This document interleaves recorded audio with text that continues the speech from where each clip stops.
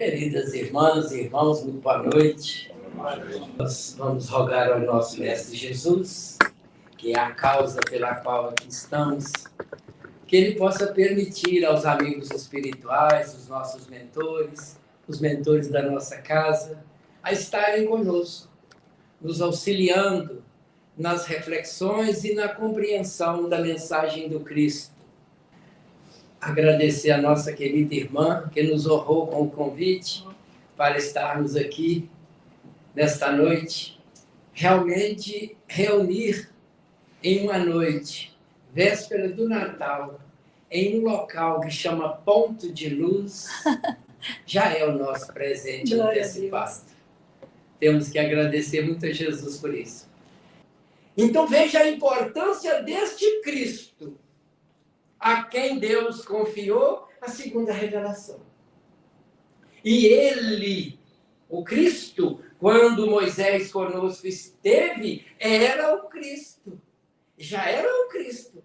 O Cristo que estava quando Deus confiou a ele a formação do planeta Terra, conforme nos conta Emmanuel, na obra A Caminho da Luz. Aproximadamente 4,5 bilhões de anos, conforme a ciência atesta, que é a data de surgimento do planeta, Emmanuel já houvera nos dito, muito antes da ciência. A ciência até o ano de 59, 60, ela dizia que era 3,8.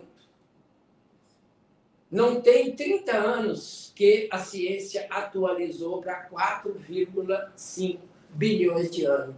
O que Emmanuel tinha dito a Chico, um estudante de 4º ano primário, através do livro A Caminho da Luz, que era 4,5 bilhões de anos. Que surgiu o planeta. E esse Cristo foi quem tomou das mãos de Deus a nebulosa incandescente para que, ao longo dos milhões de anos, constituísse esse planeta habitável há um tempo para que os Espíritos de Deus passássemos por aqui para a nossa evolução. Então, a gente está fazendo essa introdução para nós ir tomando consciência de quem é Jesus. Porque nós sabemos do Jesus do dia a dia. Esse Jesus, se Jesus quiser nós vamos, se Deus quiser nós vamos, vai com Deus, Jesus te abençoa. É um Jesus popular. É um Jesus dos lábios para fora. Quando nós nos referimos com essa simplicidade e naturalidade, nós não estamos fazendo com a consciência sentimental de quem seja verdadeiramente Jesus. E quando nós falamos do poder, quem de nós não saberia definir poder? Se perguntarmos, todos aqui temos um conceito de poder. E muitos conceitos vão se assemelhar. O que é poder? Poder pode ser adquirido, pode ser atribuído. Então, a pessoa, quando se prepara para exercer uma missão e consegue o êxito nesta preparação, ele se empoderou de capacidade para exercer a missão. Seja qual for a missão. Se for uma missão de ordem profissional, se for um advogado, se for um médico, se for um engenheiro, ele se capacitou para ter o poder de exercer aquela missão. Ele se empoderou ao longo dos anos, buscando o conhecimento próprio para aprender a exercer aquela missão.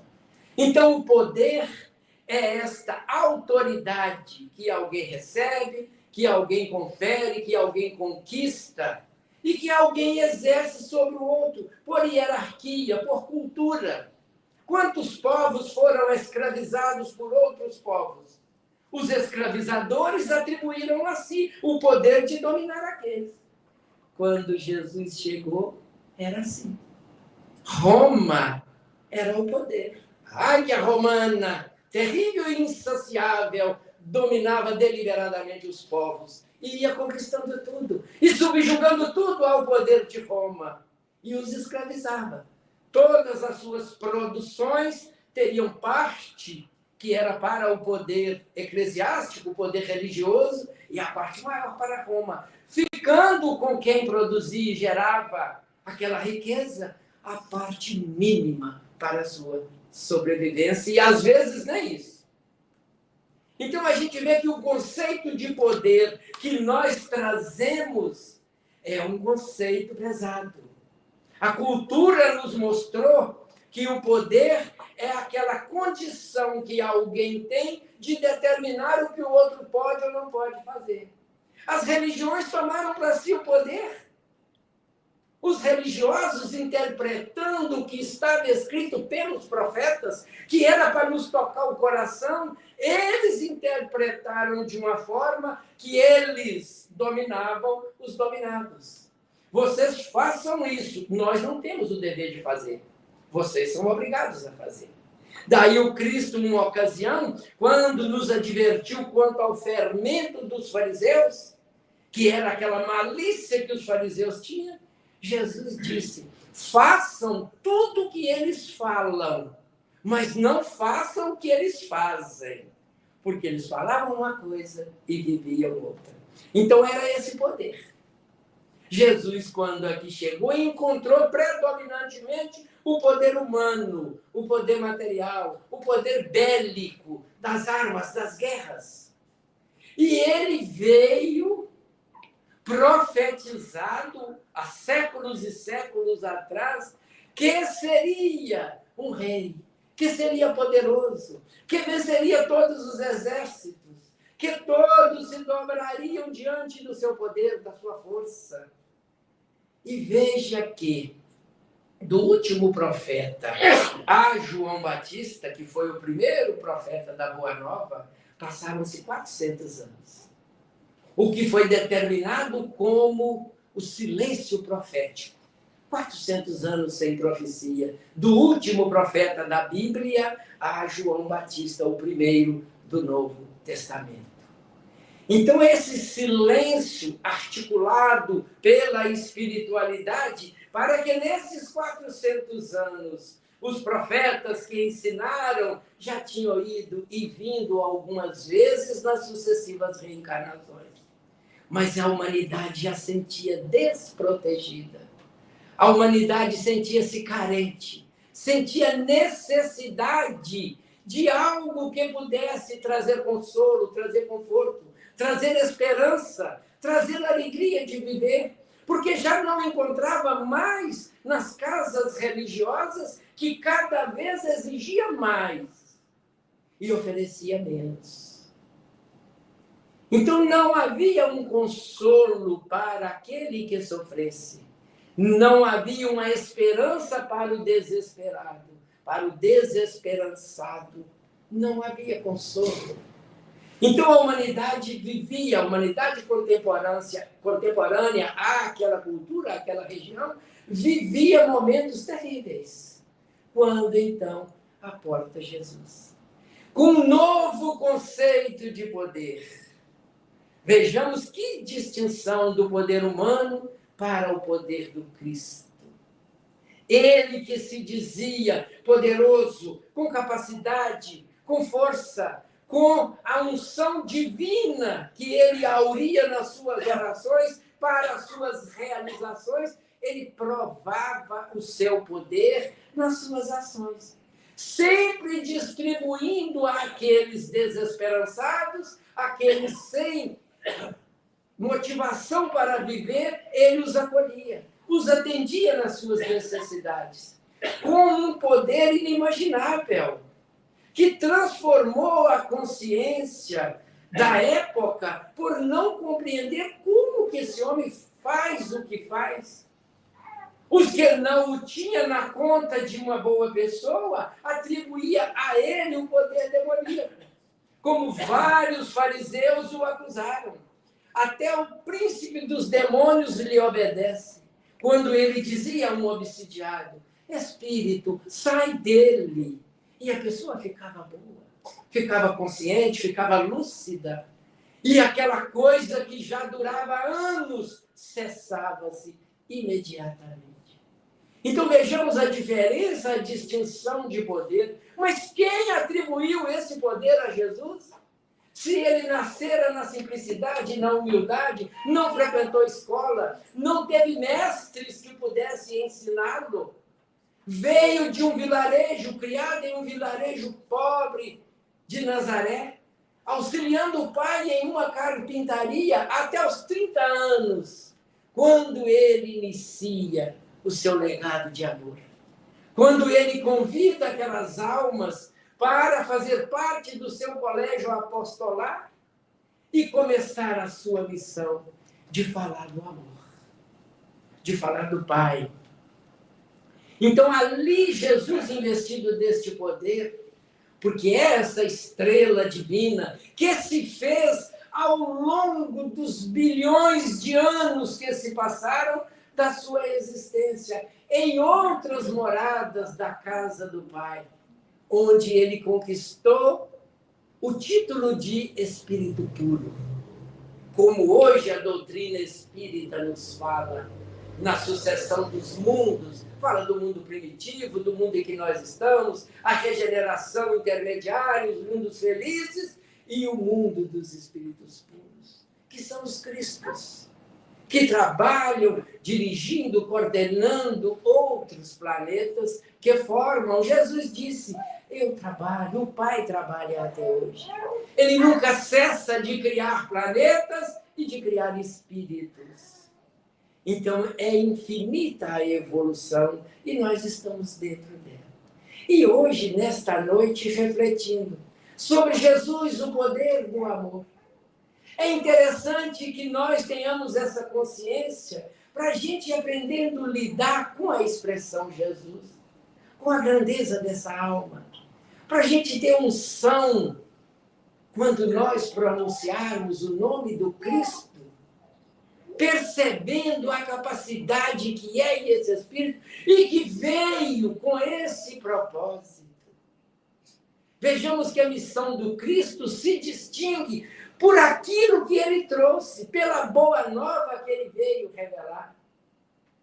Então, nós tivemos a justiça por Moisés, temos a verdade pela doutrina espírita, que revive o Cristo, que revive o Cristo primitivo, o cristianismo primitivo das suas raízes, sem a mácula que nós próprios impomos a ele ao longo das nossas existências, nas religiões que buscamos para atender às nossas necessidades. Ainda há em nós um caldo de cultura que sempre recorremos à espiritualidade, hoje nós os espíritas. Antes nós, nas religiões que tínhamos em outras existências, recorríamos a Deus, a Jesus, para tirar de nós a dor, o sofrimento. E acreditávamos que ele tinha o poder para tal.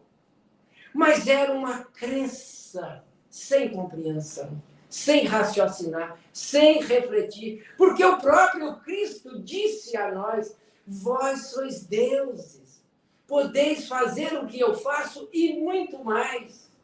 Veja o Cristo nos empoderando, dizendo que nós temos poder.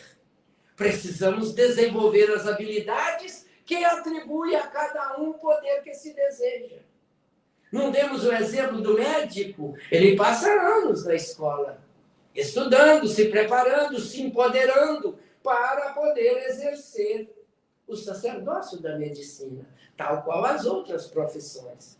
Então, quando Cristo disse, vós sois deuses, podeis fazer o que eu faço e muito mais, às vezes a gente foca nas realizações do Cristo depois que ele é o Cristo, curando, expulsando obsessores, dando condição de andar àquele que não dispunha dessa habilidade, revitalizando a vista do cego. E tudo isso que ele fez é o que nos vem à mente quando ele diz que nós podemos fazer tudo o que ele fazia e muito mais.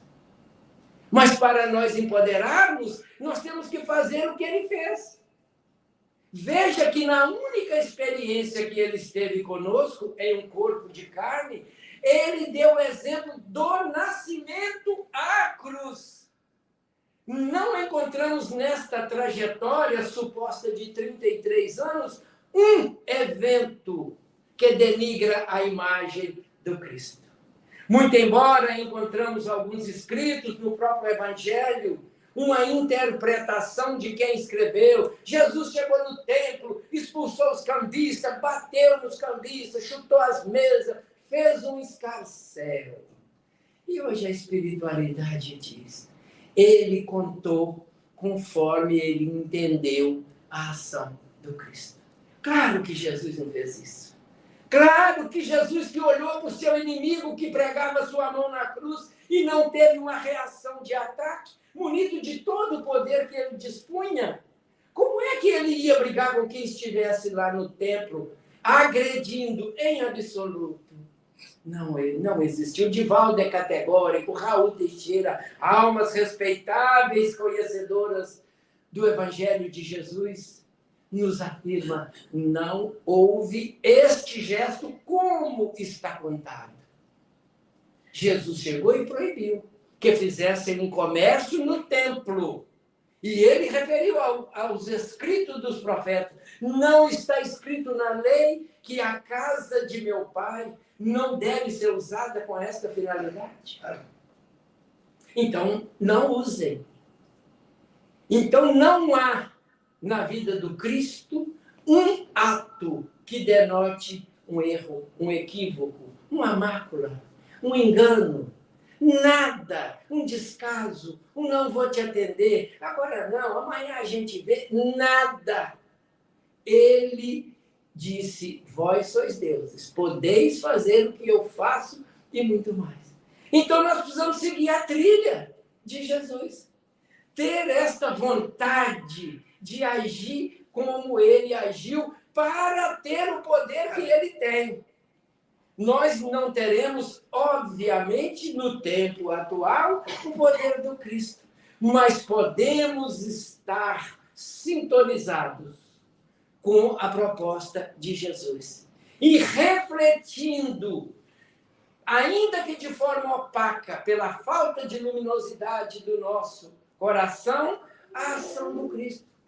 Quando vermos ofendido por alguém, abordado de uma forma indelicada por alguém, de uma forma que nós não gostaríamos de ser tratado, porque nós achamos merecer um tratamento melhor, que a gente lembre do Cristo. A mais legítima perfeição espiritual que aportou na Terra, suportou todos os tipos de tratamento, por pior que fosse. Jesus não revidou. Ele, às vezes, esclarecia. Como ele disse a um soldado que o esbofeteou, por ele ter dado uma resposta justa, vós o disseste, quando foi perguntado se ele era rei. E o soldado o esbofeteou. E ele disse, por que me bateste? Se eu errei, aponte-me o erro. E o soldado calou. Então, veja o poder de Jesus. Então, quando nós trabalhamos a consciência do poder pela visão do Espírito, nós vamos entender que esse poder se constrói pelo sentimento que Jesus veio nos ensinar. Qual é a mensagem que Jesus nos legou como primeiro e mais importante mandamento? Amar a Deus sobre todas as coisas. E eis o segundo, amar o próximo como a si mesmo. Então, o poder de Jesus está no amor que ele conquistou. Ele ama indistintamente a Deus e o menor das criaturas humanas na visão material. O mais desprovido de lucidez e de consciência, tomado pelas forças do mal, ele o ama e o acolhe e o auxilia e dedica a sua vida a eles, ao ponto de dizer, o doente é que precisa do médico. Eu vim para quem tem necessidade do amor.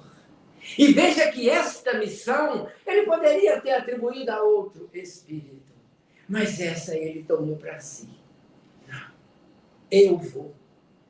Na Terra, o amor tomou uma conotação muito pálida, muito pouco se falava de amor quando Jesus aqui aportou. Quando falava, era numa conotação ou às vezes pejorativa ou às vezes parcial. Como estava escrito, amar o inimigo e odiar o inimigo.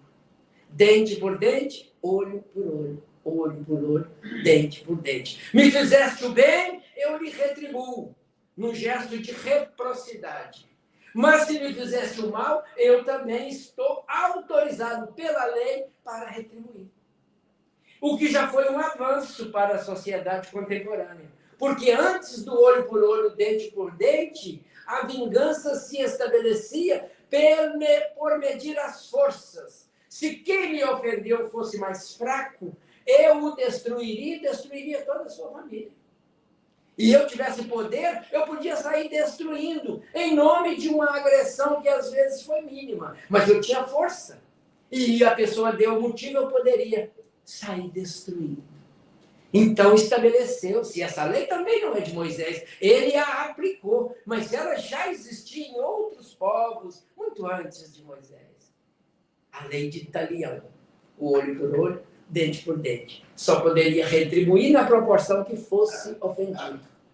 Então já foi um avanço. Jesus veio para dizer: eu, porém, vos digo, amai os vossos inimigos. Veja onde é que está a força de Jesus, o poder de Jesus, no amor. Mas este amor verdadeiro, este amor que não tem nada a ver com o conceito de amor que nós vivemos hoje. Quantas vezes nós lemos, ouvimos nas músicas, lemos nos poemas, ouvimos na mídia esta palavrinha amor, totalmente descontextualizada do seu sentido original. O que é o amor do Cristo? Querer bem, fazer o bem, promover o bem, fazer com que as pessoas sintam-se melhor com o que eu as posso oferecer. O que eu tenho a oferecer que possa melhorar a vida de alguém? Isso é amor. Pode ser um sorriso, um cumprimento, um abraço, um aperto de mão. Tudo bem com você? Vai com Deus, Deus te abençoa. E assim, saindo da verbalização, vamos para as ações as mais simples. Aquelas mais simples de ceder uma informação, fazer um favor, ceder um lugar. São gestos que levam benefícios sem esperança de retribuição. Isso é amor. Quando nós encontramos alguém viajando na rua, um desconhecido, e que pergunta, ou que a gente vê a necessidade, aquela pessoa está precisando disso, pois não sou, é isso, faça assim, assim, assado, nunca mais eu vou vê-lo. E ele vai, orientado por mim, realizar a sua necessidade. É o amor. É isso que Jesus veio ensinar. Não é essa coisa piega que nós criamos e demos o nome de amor. Nós demos o nome de amor aos nossos piores sentimentos, às vezes. A gente ouve nas canções uma proposta de um encontro íntimo e eles dizendo: nós vamos viver o amor, extasiar no amor, morrer no amor, afogar no amor, vamos fazer amor, como se amor fosse algo material que se faz. Jesus disse que se sente. E veja bem, se isso que nós chamamos de amor, nós podemos sentir em relação a Deus, se tudo que nós conhecemos como amor, eu amo a minha esposa, mas será por quê? Ama em todas as condições? Ama quando a relação não está boa? Ama quando ela nos desagrada? Eu amo o meu amigo, esse cara eu amo demais, a gente fala isso. Te amo, cara, você é o cara. Se ele trair a nossa confiança, o amor se desfaz. E inverte o polo. E nós tomamos raiva.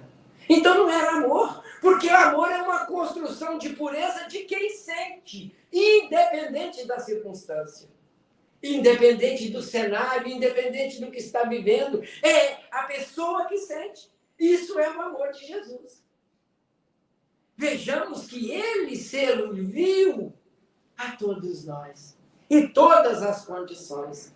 E sempre era questionado, acusado, né? A própria multidão que foi acolhida e auxiliada pelo Cristo, quando foi corrompida a preteri-lo e escolher Barrabás, gritou na hora da condenação. Quando Pilatos disse, então, solto ele ou solta Barrabás? Barrabás, solta Barrabás, crucifica. É um revolucionário, é um mentiroso. Algumas tradições dizem que eles incitavam o poder contra ele para ver se ele reagia e destruía todo mundo e eles ficassem livres de Roma sobre eles. Então vejamos como era a nossa consciência àquela época. Às vezes nós escolhemos o outro para colocar aquele que nós achávamos que tinha poder de curar um cego, de fazer um aleijado andar, de afastar um obsessor, tinha também o poder de destruir o poder romano. E a gente o acusou para ver se isso fazia, como Judas o entregou por 30 moedas. Não pelas 30 moedas, mas o entregou naquela ânsia de que, se eles vierem prender, ele destrói todo mundo, assume o trono que ele veio para ser rei, e naturalmente eu vou ser um ministro, né? No mínimo. A ambição de Judas era nesse sentido.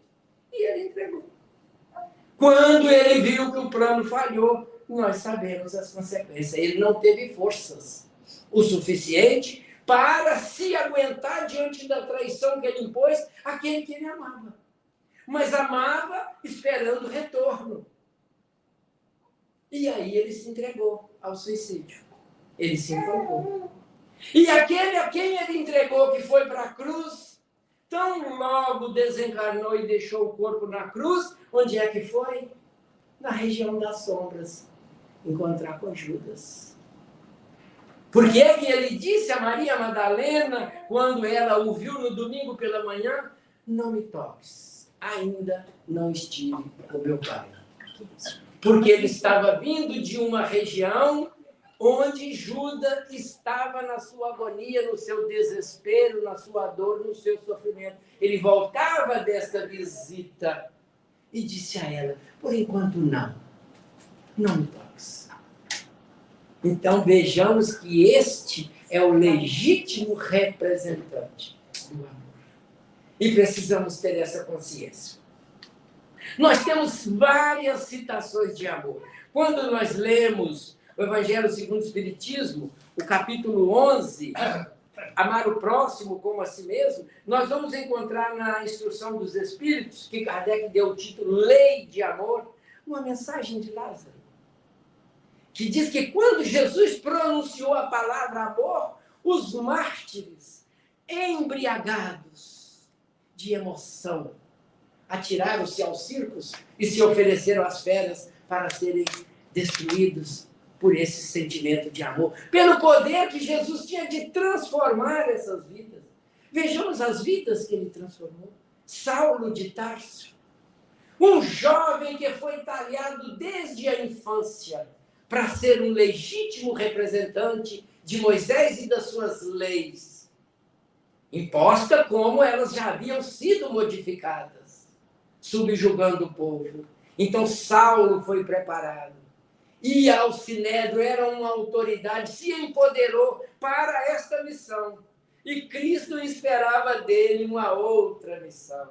Deixou ele adquirir experiência, poder, fama, força, capacidade de persuasão, de convencer. Tudo isso ele adquiriu neste caminho. E Jesus o encontrou e disse, Saulo, Saulo, por que me persegues? O caminho é para cá. Muda, meu filho. E ele continuou, foi a Damasco, agora não mais para matar Ananias, mas para ser curado por ele, ficou cego por 3 dias e 3 noites. Fechou-se a visão do mundo para abrir a visão da alma. E aquela voz não saía da acústica do seu pensamento. Saulo, Saulo, por que me persegue? Quem és? Eu sou o Cristo, a quem tu persegue. E ele tremeu e disse, Senhor, o que queres que eu faça? Aquele que era o perseguidor dos cristãos, que odiava com todas as suas forças o Cristo, porque ele não ainda tinha o conhecido na sua intimidade. Depois desse contato, transformou nesse arauto do Evangelho. que na sua carta aos Coríntios, ele fala do amor. Quando ele diz, ainda que eu falasse a língua dos homens e dos anjos, se não tivesse amor, eu nada seria. E ele vai descrevendo várias situações que, se ele as fizesse realizar com toda a perfeição, mas se fosse sem o sentimento de amor, elas não teriam o menor sentido. Daí está o sentido de amor com Cristo e o amor que nós entendemos que é amor. É aquilo que a gente é movido a fazer porque a gente sabe que será reconhecido, a gente sabe que será retribuído, a gente sabe que será recompensado. Às vezes nós fazemos isso com Deus, aquele que nós devemos amar acima de tudo. Nós dizemos, Deus, ajuda, passa o meu filho no vestibular. E eu farei isso. Eu não comerei doce, eu não tomarei álcool, eu não fumarei, eu vou subir a escada de joelho, eu vou levar uma vela de tantos metros, eu vou... Vejamos que coisa pequena ainda, infantilidade nossa. Mas quando a gente vai conhecendo o Cristo pelas vias da legitimidade que a doutrina espírita nos apresenta, a gente vai compreendendo e vai superando isso. Mas isso é próprio de quem está a caminho do crescimento. Nós tínhamos 2 historinhas para contar. Não tem, você tem 10 minutos a mais, vai terminar 8h10. Obrigado. Então nós vamos apresentar essa obra de Joana de Ângeles, psicografia de Divaldo Pereira Franco, não sei se está dando para ver, Garimpo de Amor. Garimpo de Amor. Ela ilustra bem a nossa proposta de falar um pouco sobre o amor. E essa obra, ela é prefaciada pela própria Joana de Ângeles. Ela é a autora da obra e ela escreveu o prefácio. Só que no prefácio, ela contou uma história, uma lenda. Ela narra uma antiga lenda persa. Então ela diz nesta lenda, eu vou resumir mais ou menos o que Joana fala nessa lenda. Ela disse que existia na cidade de Golconda um sitiante que morava numa propriedade de tamanho razoável. Ele possuía alguns camelos, alguns outros animais, era um comerciante próspero, porém muito justo, muito lícito, muito cumpridor dos seus deveres. E ele morava nesta propriedade com a sua família. E vivia em paz. Vivia bem, trabalhava, a família unida, ele amava a família e era por ela amado. Então era uma família dita equilibrada para os moldes da época. E ele tranquilamente ali um dia recebeu a visita, já tardezinha, de uma pessoa que se identificou como um religioso. Eu sou fulano, eu ando pelo mundo anunciando a religião, falando da necessidade do conhecimento de Deus e tal. E eu gostaria, se fosse possível, de pousar aqui hoje. Perfeitamente. Ele o acolheu. E ele botou para dentro e conversaram um pouco. Quando foi à noitinha, serviu o jantar, eles jantaram. E depois do jantar, eles sentaram na varanda e começaram a conversar. E o visitante, o religioso, depois de algumas horas de conversa, perguntou o seu anfitrião: homem, você é feliz? Ele disse: sim, eu sou feliz. Ele falou: eu vejo que você tem uma boa casa, tem uma família que está cercada aí por você, e tem uma propriedade boa, é próspero, mas você tem diamantes? Ele falou: como? Você possui diamantes? Ele falou: não, eu não possuo diamantes e nem outra pedra preciosa. Ah, então lamento te informar, você não é feliz. Mas como assim? Eu vivo tão bem? Você não é feliz. Se você não conhece, não possui os diamantes, você não é uma pessoa verdadeiramente feliz. Você vive bem com a sua família, mas o dia que você conhecer o diamante e possuí-lo, você vai ver o que é a felicidade, a realização. Eu não possuo. E foram dormir. Encerraram a conversa, passaram para outro assunto e foram dormir. No outro dia pela manhã, lancharam e o religioso despediu. E já na saída ele falou assim: lembra dos diamantes? O dia que você tiver, será realizado. Foi embora. Naquela noite passada, o proprietário da casa, umas 2 vezes, se pegou pensando nos diamantes. Diamante é uma joia. Eu vejo falar, alguém explora. O que tem a ver diamante com felicidade? E aquilo o incomodou. E ele passou a pensar naquilo. Diariamente ele lembrava, via o homem dizendo: olha, os diamantes, é a verdadeira felicidade. E ele perdeu um pouco da paz e do equilíbrio. E ficou centrado naquela ideia do diamante. E um dia ele reuniu a família, disse: vou vender a propriedade. Pegou a metade do dinheiro, vendeu por um bom valor, pegou a metade do dinheiro, deu ao cunhado, o irmão da sua esposa: você cuida, que eu vou viajar. Eu vou buscar esses tais diamantes. Já me informei, já pesquisei, sei mais ou menos como explora, e eu os encontrando, eu retorno. E comprarei a propriedade e muito mais. E vamos viver uma abundância. E foi-se. E ela narra nesta lenda que ele viajou indefinidamente. Embrenhava pelas matas, passava pelos rios, as montanhas, cavava, explorava, ia para outra região, se informava que era em tal lugar que tinha, ele ia, e foi gastando o recurso e desgastando-se em função daquela busca desenfreada pelos diamantes. Dormia mal, alimentava mal, e ele foi ficando fraco, e até que um dia, décadas depois, ele morreu. E nunca voltou e nunca encontrou o diamante. Continua a lenda que, algumas décadas depois, voltou àquela região, aquele dito religioso. Já mais velho, já mais calmo, mais concentrado. E ele, chegando na região, se informou: eu me hospedei aqui há muitos anos, um senhor muito simpático, muito agradável. Ah, ele vendeu a propriedade. Ah, é? Ele foi lá e chamou, uma pessoa veio, eu comprei a propriedade dele. Ah, porque eu estive aqui há muitos anos, e relatou o fato.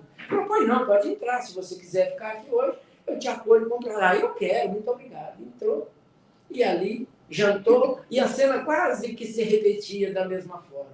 Só que desta vez eles sentaram após o jantar, era uma época fria, e tinha uma lareira acesa, e sobre a borda da lareira tinha umas pedras lá colocadas. E o viajante olhava assim, curioso, falou assim: o que são aquelas pedras? Aí o dono da propriedade falou: ah, são pedras que eu botei ali para ornamentar a lareira, mas onde você conseguiu? Eu falei: ah. Ele levantou, foi lá, pegou a pedra, examinou, ele era um exímio conhecedor de diamantes. E ele disse: homem, isso é diamante. Onde você conquistou essas pedras? Ele falou: aqui no fundo da propriedade.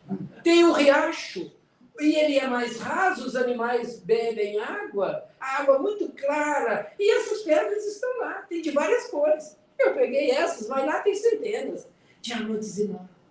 E o homem ficou louco, religioso. Amanhã, assim que amanhecer, você me leva lá. E ele não dormiu à noite. O homem da casa tranquilo, relaxado, dormiu como uma criança. No outro dia de manhã, o visitante se pôs de pé, o homem acordou, tomaram café e foram ver as tais pedras. Quando o homem ainda chegou, descobriu-se, conforme diz Joana, a maior mina de diamante do mundo, na cidade de Golconda, que é uma região muito próspera em diamantes. E ela continua dizendo: o amor tem grande semelhança com essa lenda. Ele está dentro de nós. Ele está colocado em nós por quem nos criou. Quem nos fez, deixou íncito nos nossos sentimentos o amor. A semente do amor, que precisa ser germinada, precisa ser encontrada.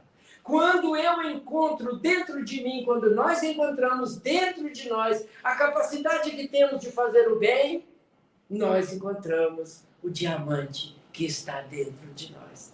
Mas a maioria de nós o busca fora de nós.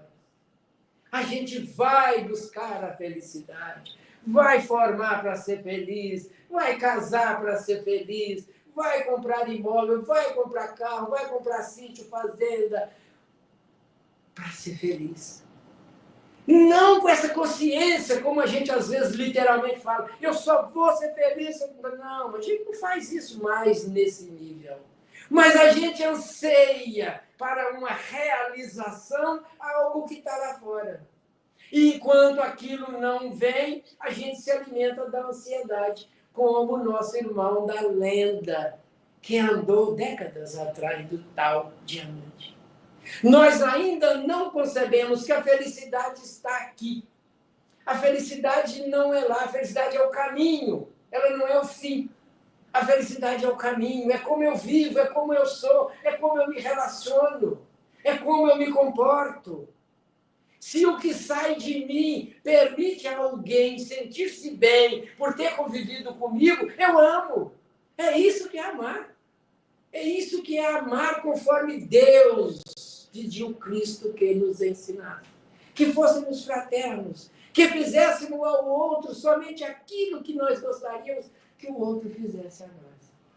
Então vejamos que o exercício do amor, na visão cristã, ele é muito mais fácil do que o exercício do amor na visão do mundo. Porque fazer aquilo que a gente ama custa-nos um sacrifício, um esforço. Como o nosso amigo que perdeu a vida física buscando diamante. Quantas vezes nós nos escravizamos por uma realização que tão logo ela é alcançada, dias depois nós já perdemos o entusiasmo. Tem um filósofo que tem uma frase que eu gosto muito. Ele diz que nós vivemos entre a ansiedade e o tédio. Veja que coisa estranha. Nós vivemos entre a ansiedade de possuir e o tédio de ter possuído, porque agora perdeu a graça. Agora já é meu, agora eu quero outra coisa. Nós temos uma ansiedade insaciável. E isso nunca compatibiliza com o sentimento de amor. Porque o amor é coisa que sai de nós. Eu quero ser bom, eu quero ser útil. Não importa se eu vou, mas se eu estou indo pelo caminho certo, eu vou me realizar profissionalmente, materialmente. Essas conquistas não são proibidas em absoluto. Nós não devemos nos escravizar para viver só depois que realizá-las. Em absoluto. A gente renuncia, às vezes, até fazer um bem-estar para a família, para um amigo, para alguma pessoa, porque eu estou com um projeto. E eu não posso dispor disso agora. E alguém que estava clamando por um auxílio, nós negamos. E se no dia seguinte o nosso filho passar mal, nós passarmos mal, a enchente invadir a nossa casa, nós deixamos de viver o amor, porque nós temos um projeto. Mas esse projeto pode não se consumar. Eu não tenho em absoluto o dever de repartir os bens, conforme disse Paulo. Ainda que eu pegasse todos os meus bens e desse aos pobres, se não tivesse amor, nada eu teria feito. Mas eu posso auxiliar, eu posso ouvir, eu posso falar, eu posso encaminhar, eu posso ajudar para que as coisas aconteçam. Eu posso me inserir no contexto de forma positiva para fazer o amor florescer. Você falou que era 2 histórias, não vem? Não, você falou que eu vou usar mais 5 minutos. Como eu gosto de dizer, se vocês me derem mais 5 minutos, eu termino em 1 hora. Eita! É rapidinho. Mas a segunda história eu ouvi essa história de Sérgio Lopes. Quem conhece esse escritor, ele é autor da obra O Código do Monte, um livro que eu recomendo muito. Fala do Sermão da Montanha, explicando passo a passo do Sermão da Montanha, casando cada bem-aventurança com uma virtude e com um chakra nosso. Então ele faz, é lindo essa obra. E ele, fazendo uma palestra sobre essa obra, ele arrematou contando uma historinha interessante. É uma fábula, segundo ele. Ele disse que em uma ilhazinha de terra, cercada naturalmente por águas, moravam todos os sentimentos. Todos eles moravam naquela ilha. E um dia chegou uma notícia naquela ilha que as águas subiriam e iam inundar a ilha. E todos os seus moradores morreriam. Que eles tomassem as providências necessárias para evacuar a ilha. E essa notícia chegou pelo amor. O amor quem soube. E o amor imediatamente começou a ir nos outros sentimentos e avisá-los. Olha, vai acontecer. Que tem uns que custavam, o amor demandava meia hora, 1 hora para explicar para aquele sentimento o que ia acontecer. Vai acontecer. E o amor foi um por um e avisou a todos. Quando ele avisou o último, já fazia 1 hora que estava chovendo, mais ou menos igual a de ontem. E a coisa foi tomando... E ele já não deu conta de voltar mais para a sua propriedade. Para que ele juntasse as suas coisas e também saísse daí. É uma tradição do amor. O amor pensa nos outros e não pensa em si. Mas aí o amor começou a nadar e começou quase que afogando. E os barcos, os sentimentos que ele avisou, cada um pegou seu barco e começou a sair da ilha. O primeiro que passou por ele foi o barco da vaidade. A vaidade morava lá naquela ilha. E montou aquele barco lindo, todo enfeitado, todo limpo, todo brilhando, e o amor meio que nadando em busca da sua propriedade, meio que afogando. Ele viu o barco da vaidade, gritou: vaidade, vaidade, me leva com você, vaidade me salva. E a vaidade olhou para o amor e disse: ô amor, eu gosto de você, mas olha a sua situação. Você está todo molhado, você está sujo. Olha o meu barco. Eu sou a vaidade, amor. Eu sou a beleza. Eu sou o esplendor. Eu não posso macular o meu barco com a sua sujidade. Sinto muito, amor, mas eu não vou te levar. E a vaidade se foi. O que a vaidade não sabia é que se ela levasse o amor, ela deixaria de ser vaidade. Ela se transformaria em autoestima. Porque a vaidade, quando conhece o amor, transforma-se em autoestima. Sabe que pode, sabe que tem condição e ajuda. E atende, e acolhe. É aquela autoestima de quem está sempre bem disposto, preparado para servir. A vaidade não levou o amor. E o amor continuou na sua luta, eis que veio o segundo barco. E esse o amor falou: eu vou. Era o barco da riqueza. Veio aquele barco dourado e o amor levantou as mãos e quase afogando: riqueza, riqueza, me leva com você. A riqueza falou: amor, se tivesse me falado antes, coloquei todos os meus bens, não cabe uma pena no meu barco. Olha o ouro, olha a prata, eu vou desfazer deles para te colocar aqui, não tem jeito. Eu gosto de você, porque a riqueza gosta do amor dos lábios. Mas eu não posso te levar. O que a riqueza não sabia é que se ela levasse o amor, ela não seria só riqueza, ela seria prosperidade. E a riqueza, quando ama, ela é próspera, ela divide, ela auxilia, ela acolhe, ela oferece para aquele que não tem. E a prosperidade se abundam quanto mais ela serve. Quanto mais é próspero e serve, mais próspero fica. Porque é sentimento. Então, a riqueza não levou o amor. E vinha lá o terceiro barquinho. E o amor olhou. Aquele barco silencioso, sem luz, sem barulho, passando. Aí o amor identificou: é a tristeza. A tristeza vai me levar. Ela sabe o que é sofrer. Ela sabe como dói. A tristeza vai me levar. E levantou o braço: tristeza, tristeza, me leva com você.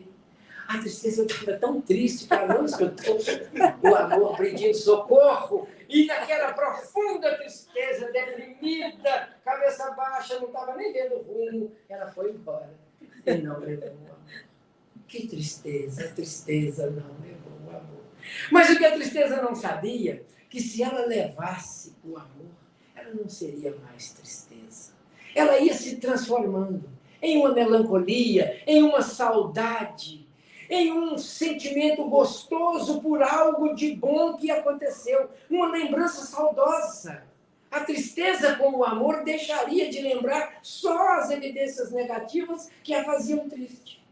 E reviveria na sua memória os momentos bons. E ela deixaria de ser triste. E seria saudosa. E seria grata, desenvolveria esse sentimento. Se ela tivesse se acompanhar. Eu prometo que eu não derrubo ele até acabar agora. Se ela se deixasse levar pelo amor. Aí veio o quarto barco, está quase acabando, está mais uns 15 barcos a casa. Veio o quarto barco. E a tristeza agora já não dava quase mais conta, né? A tristeza já. Desculpa, o amor. O amor já estava gordinho de tanto tomar água e tal, ia afogando. E veio o quarto barco. E aí o amor percebeu, porque era o barco da alegria.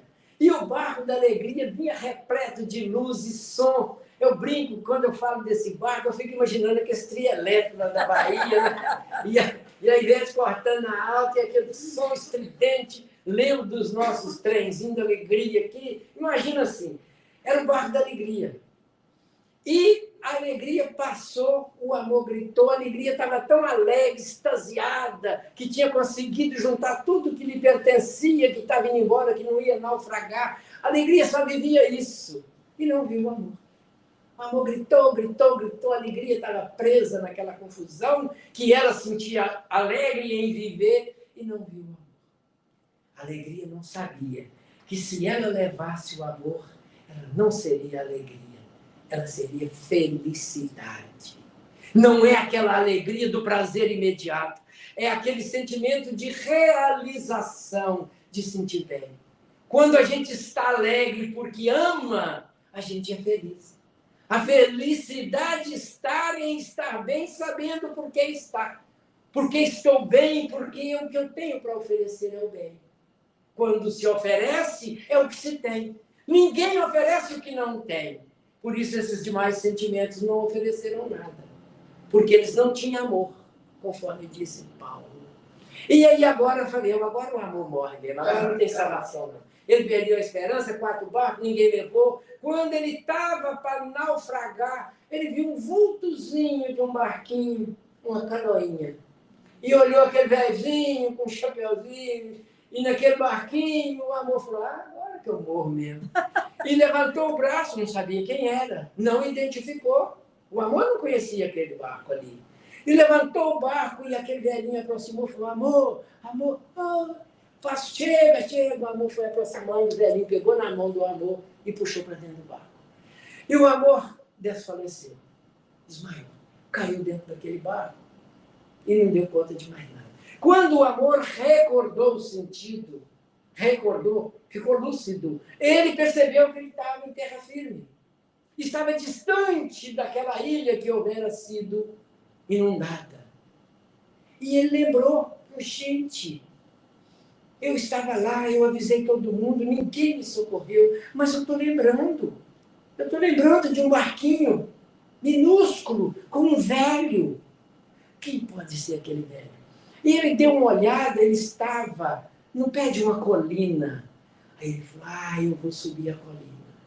Eu sei que no alto da colina tem quem vai me dizer quem é aquele velho. E o amor cresceu. O amor subiu a colina.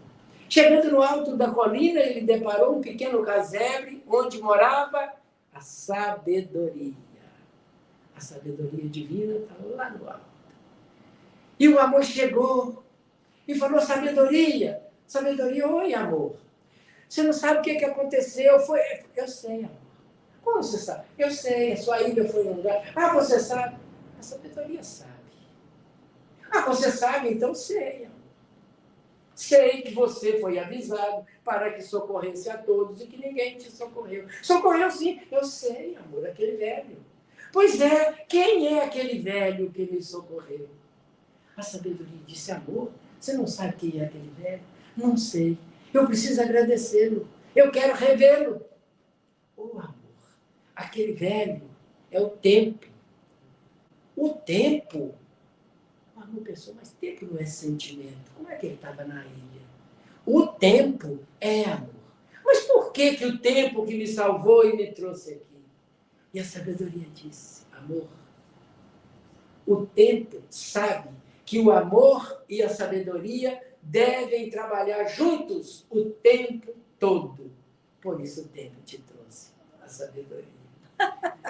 É uma fábulazinha do amor para a gente entender a importância desse sentimento e deixar ele crescer nos nossos corações. Que Jesus nos abençoe. Nossa, Então vamos permanecer nesta vibração de paz, de harmonia, de amor, na emoção desta melodia. Vamos unir os nossos corações num sentimento de gratidão e dizer a Jesus: Senhor, muito obrigado. Muito obrigado por Senhor ter vindo a nós, trazendo a mais linda mensagem de amor. Por você ter vivido, Senhor, o amor que o Pai nutre por todos nós. O Senhor nos ensinou em todos os seus gestos, em todos os seus atos e em todas as suas palavras.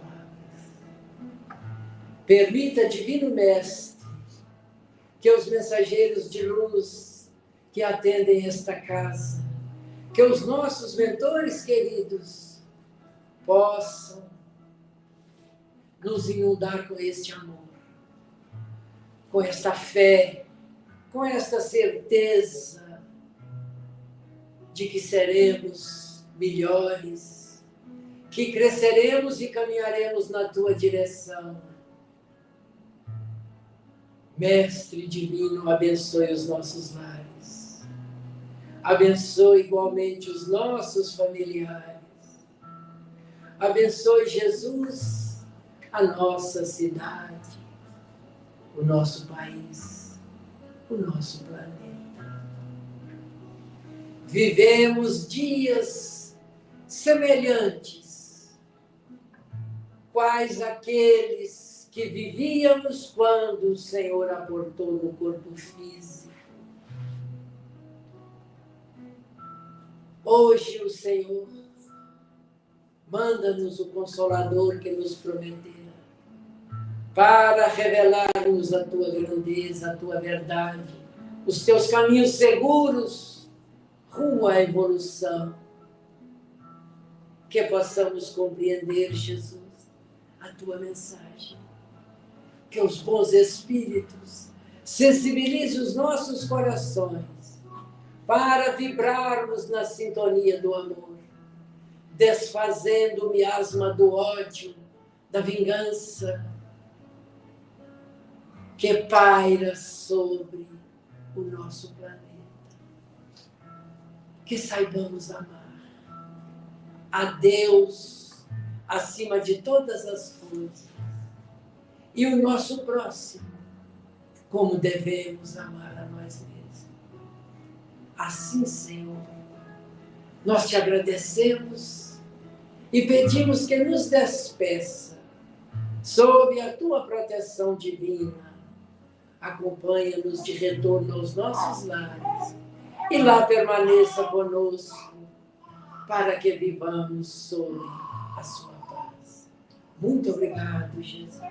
Que assim seja. cantemos, meus irmãos. Quanta luz neste ambiente,